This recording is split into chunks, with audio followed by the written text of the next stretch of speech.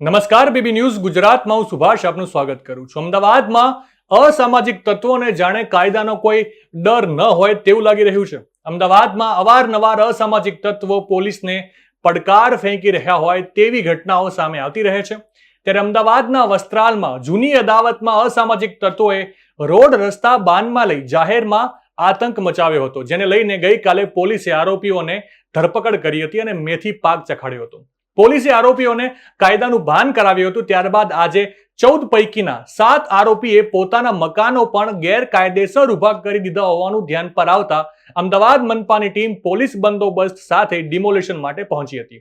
7 આરોપીઓના ગેરકાયદેસર મકાનોનું ડિમોલિશન શરૂ કરાતા જ આરોપીઓના પરિવારજનોએ હોબાળો મચાવ્યો હતો। જો કે હાજર પોલીસ જવાનોએ સ્થિતિ કંટ્રોલમાં કરી ડિમોલિશનની કામગીરી યથાવત રાખી હતી।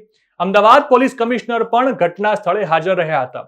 વસ્ત્રાલના મહાદેવનગર નજીક જૂની અદાવતમાં પંકજ ભાવસાર અને સંગ્રામ નામના લોકોની ગેંગ એકબીજાને મારવા માટે ફરતી હતી, પરંતુ એકબીજાના માણસો મળતા ન હતા। આ સમયે ટોળું એકઠા થઈને મહાદેવનગર નિરાંત ચોકડી તરફ આગળ વધ્યું અને રસ્તામાં જે પણ આવતું તેની સાથે તોડફોડ કરતું અને અપશબ્દો બોલતા હતા। આરોપીઓએ પથ્થરમારો કરીને ખુલ્લી તલવાર સાથેના આતંક મચાવ્યો હતો।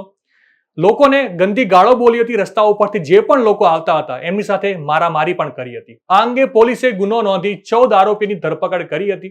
પોલીસે આરોપીઓને પકડીને સ્થળ પર લઈ જઈને જાહેરમાં ફટકાર્યા હતા। ઉપરાંત આરોપીઓને ઘટના સ્થળે લઈ જઈને રીકન્સ્ટ્રક્શન પણ કરવામાં આવ્યું હતું।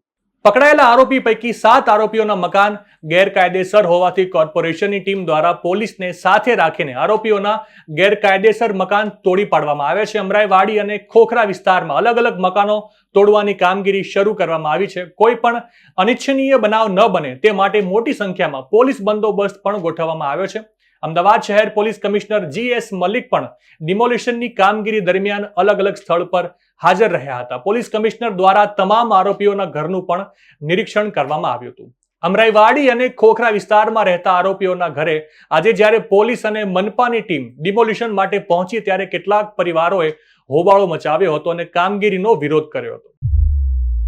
બે દિવસ પહેલા રામોલ વિસ્તારના જે વસ્ત્રાલ એરિયા છે એમાં એક પંકજ ભાવસાર અને એના માણસોએ અમુક ત્યાં જાહેર રોડ ઉપર તોડફોડ કરી છે।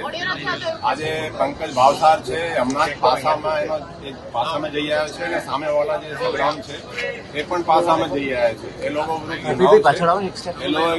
લોકોએ જાહેરમાં જે ફેલાવવાની કોશિશ કરી છે એની અમે બહુ ગંભીર નોંધ લીધી છે અને પોલીસ ખૂબ જ કડક કાર્યવાહી એમાં કરી રહી છે। અત્યાર સુધી 14 આરોપીઓ આપણે પકડી લીધા છે। એમાં એક જોનાઇલ છે અને 13 બીજા આરોપીઓ છે।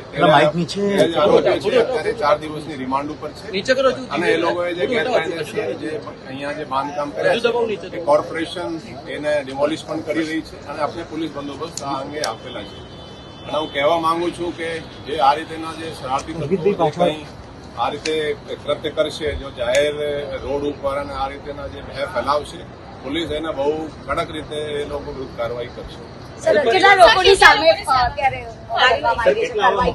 એ કુલ 14 પૈકી 7 જે આરોપીઓ છે એના પ્રોપર્ટી કોર્પોરેશન તરફથી આઈડેન્ટિફાઈ થઈ છે જે બાંધકામ ગેરકાયદેસર છે। એ લોકો વિરુદ્ધ 7 જે છે એ લોકો વિરુદ્ધ કોર્પોરેશન તરફથી કાર્યવાહી આ તોડની જે ગેરકાયદેસર બાંધકામ છે કરવામાં આવી રહી છે। એ તો એ જે છે બધા જે આપણે આરોપીઓ પકડ્યા છે એ બધા CCTV અને પુરાવા આધારે પકડ્યા છે અને ભવિષ્યમાં પણ કોઈ એવા કૃત્ય કરશે તો પોલીસ। નવા સમાચાર નવી અપડેટ સાથે ફરી મળીશું। ત્યાં સુધી મને રજા આપશો। નમસ્કાર।